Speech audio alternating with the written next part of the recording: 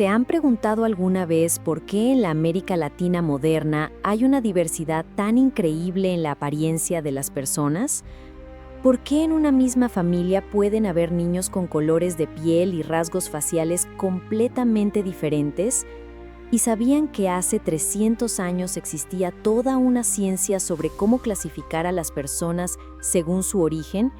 ¿Y que las mujeres en el México colonial a veces tenían más poder que los hombres?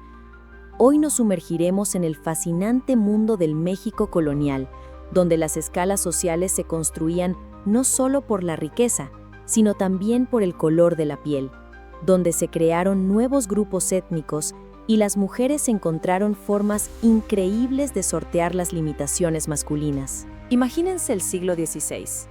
Los conquistadores españoles acababan de conquistar el enorme imperio azteca. ¿Pero qué pasó después? Muchos piensan que los españoles simplemente gobernaron y los indígenas locales obedecieron. En realidad, todo fue mucho más complejo e interesante.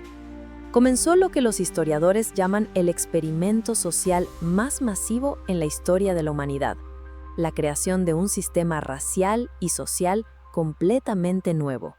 Verán, los conquistadores españoles llegaron al Nuevo Mundo principalmente sin esposas. Eran hombres jóvenes y ambiciosos, dispuestos a todo por riqueza y gloria. ¿Y qué hicieron?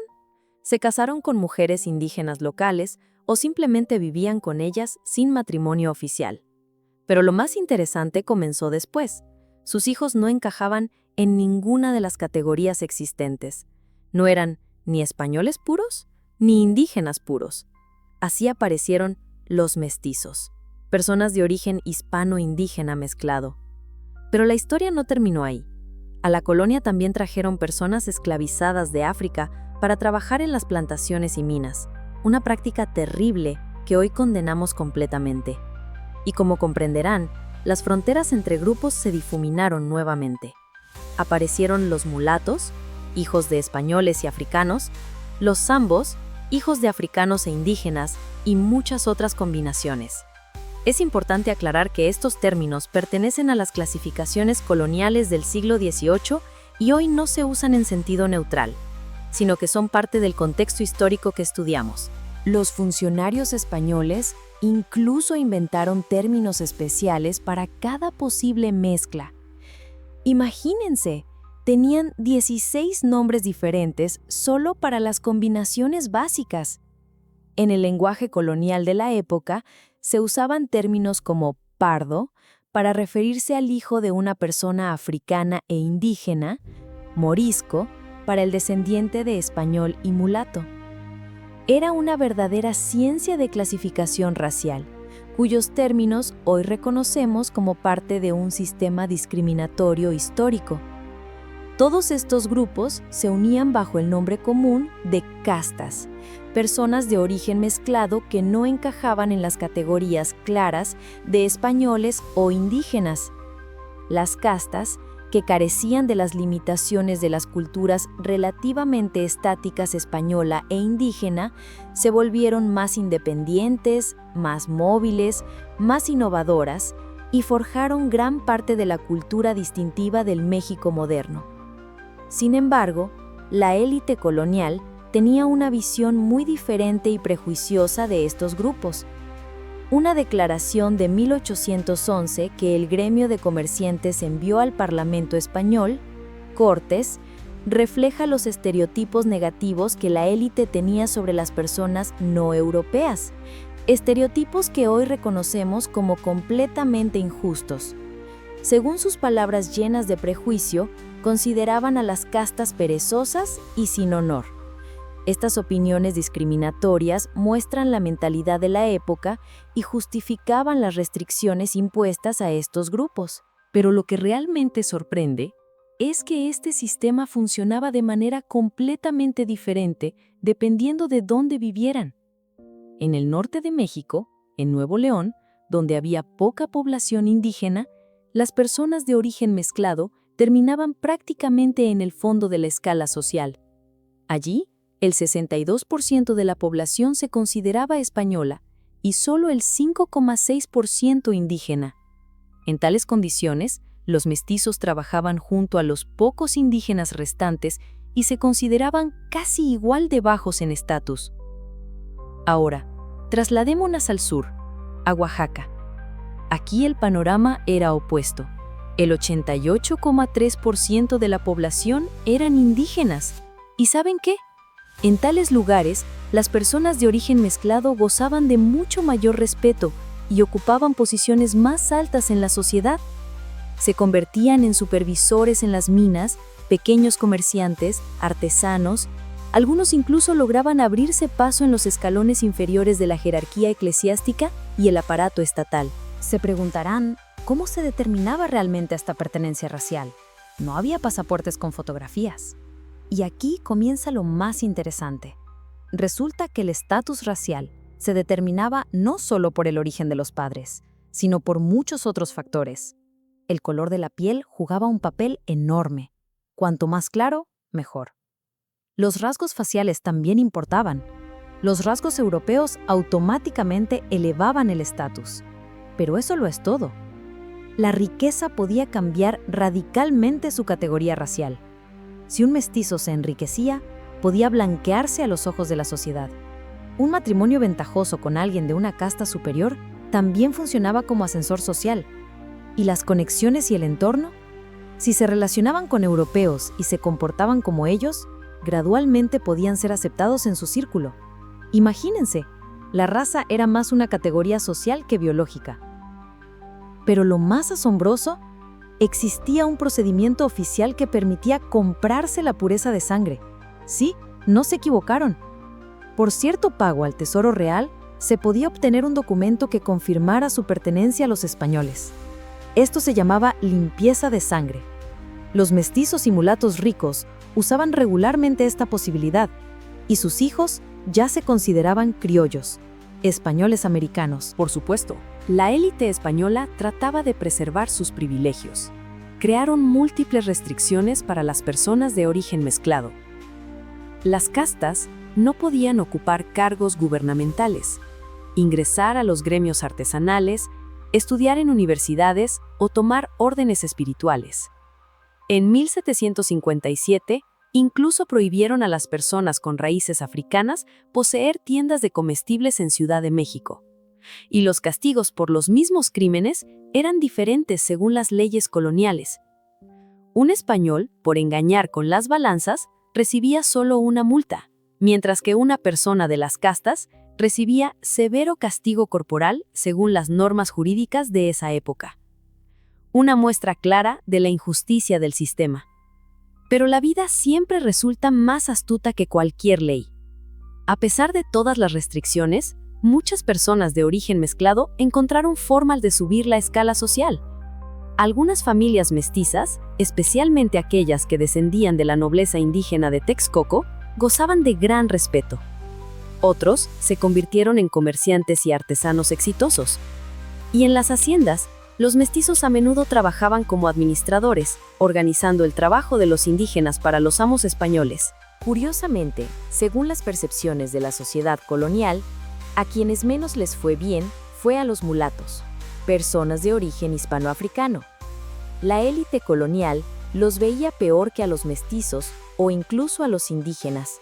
No solo sufrían todas las restricciones impuestas a las castas, sino que también llevaban el estigma del origen vinculado a la esclavitud, esa institución cruel que la humanidad ha condenado justamente.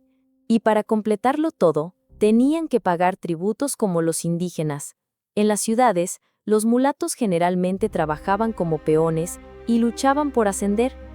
Pero un detalle interesante: las fronteras entre razas, en la práctica, eran muy difusas. El famoso investigador Alexander von Humboldt, que visitó México a principios del siglo XIX, notó algo sorprendente.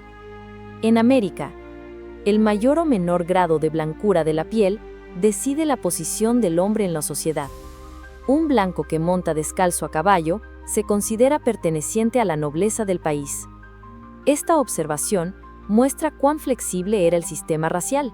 Muchos genes africanos e indígenas gradualmente se disolvían en esa parte de la sociedad que culturalmente se definía como blanca. Un sacerdote contó al Parlamento español en 1811: «He conocido mulatos que se convirtieron en condes, marqueses, oidores, canónigos, coroneles y caballeros de las órdenes militares a través de intrigas, sobornos, perjurios y falsificación de libros públicos y registros, y he observado que aquellos que han alcanzado estas posiciones y distinciones por medios reprobables han sido otorgados los honores correspondientes sin repugnancia, a pesar de su sangre mezclada».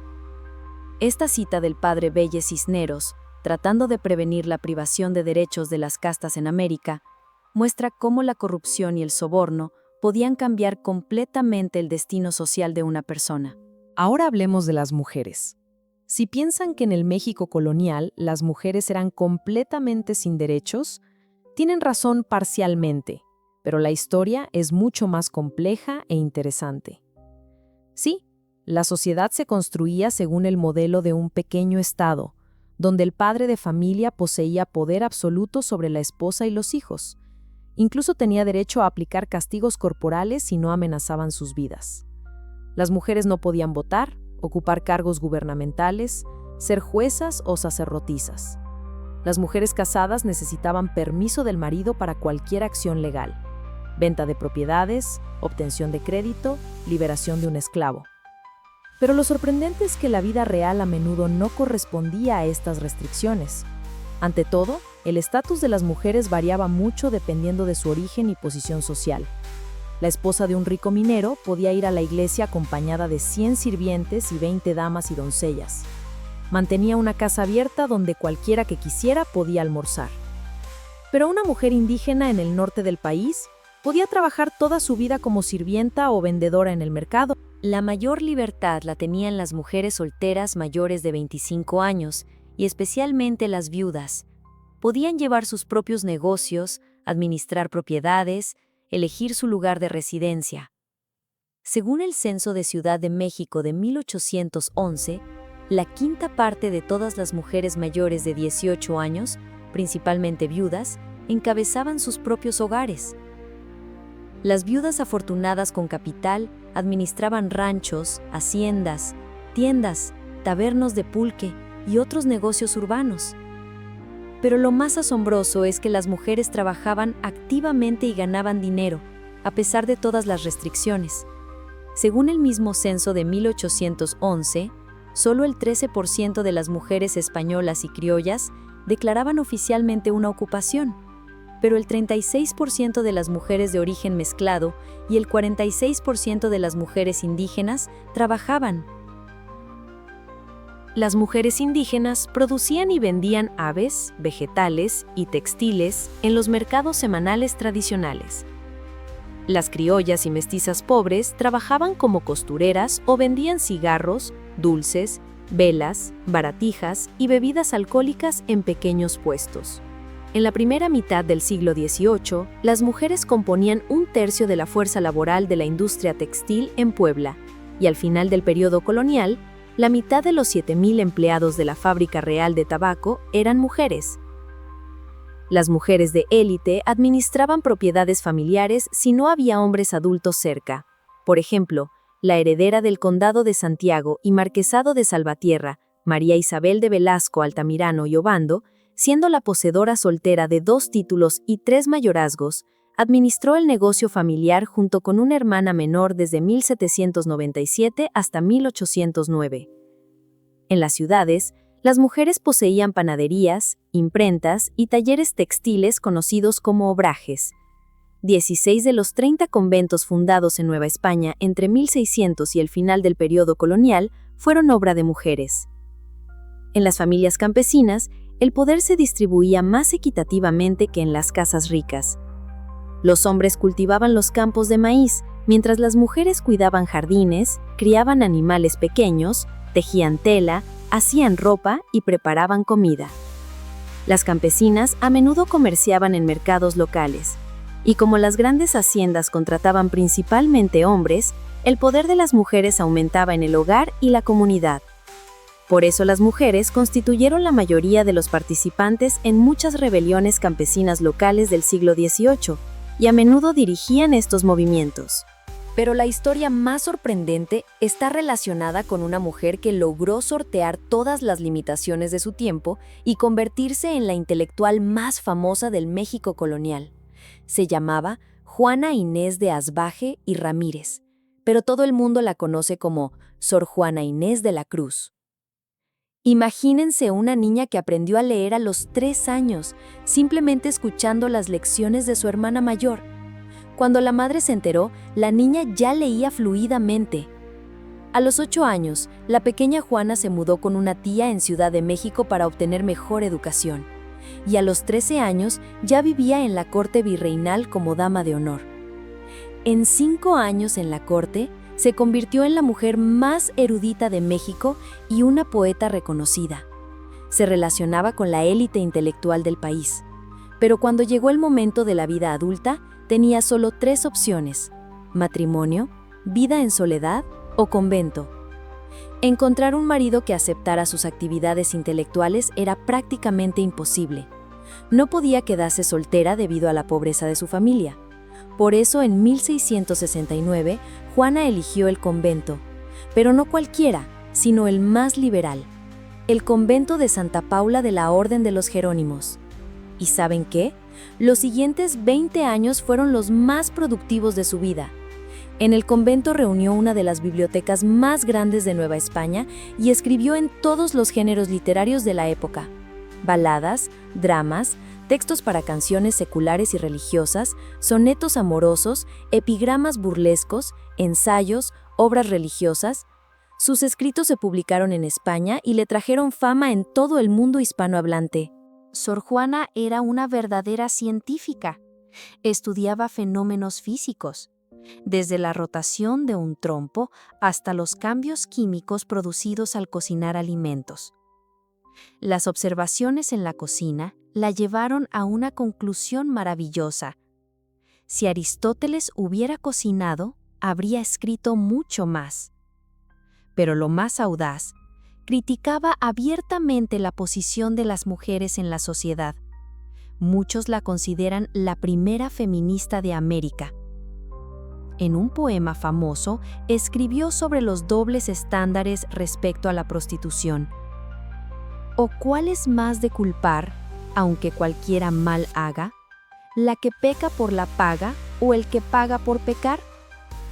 ¿A quién culpar más valdría?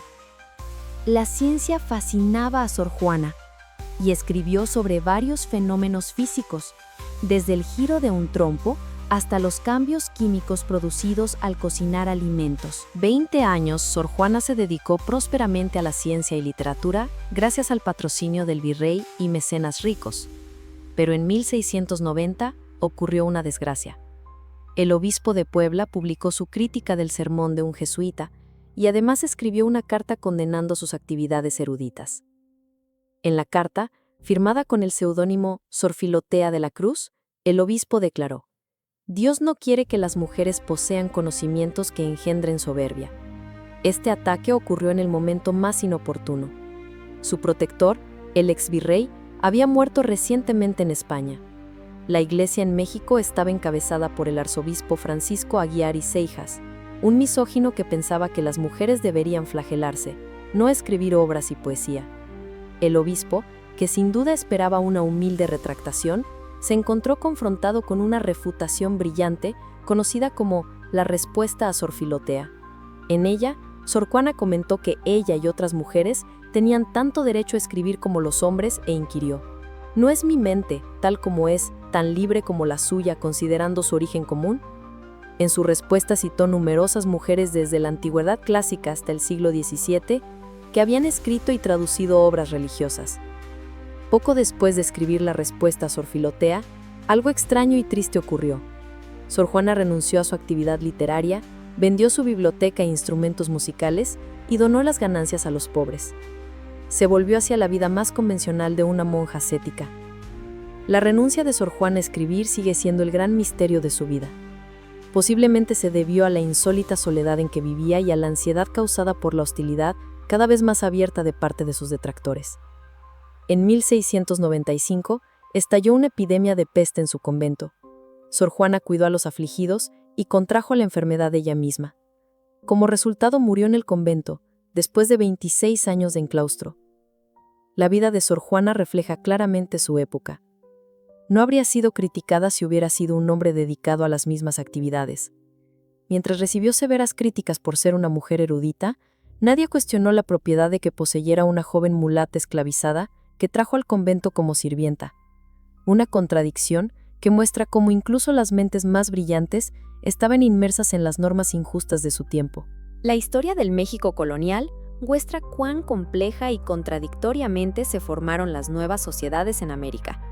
Las categorías raciales resultaron ser mucho más flexibles de lo que puede parecer a primera vista. La riqueza, educación, conexiones e incluso simplemente la piel clara podían cambiar el estatus social de una persona. Las mujeres, a pesar de las restricciones formales, encontraron múltiples formas de influir en la economía y sociedad. Las campesinas simples trabajaron al par de sus maridos y encabezaron rebeliones. Las viudas ricas administraron empresas y personalidades excepcionales como Sor Juana alcanzaron fama europea. Esta historia nos enseña que los sistemas sociales siempre son más complejos que sus reglas oficiales. Las personas encuentran formas de adaptarse, subir la escala social y cambiar el mundo a su alrededor, incluso cuando las leyes y tradiciones están en su contra. El México colonial creó una civilización única que unió elementos de las culturas europea, indígena y africana. Y aunque este proceso a menudo fue doloroso e injusto, mostró la capacidad sorprendente de la humanidad para la adaptación y creatividad, incluso en las condiciones más difíciles. ¿Qué piensan de esta historia? ¿Les sorprendió algo en el relato sobre el sistema racial del México colonial? ¿Y qué opinan del destino de Sor Juana? ¿Fue una heroína de su tiempo o víctima de las circunstancias? Compartan sus pensamientos en los comentarios.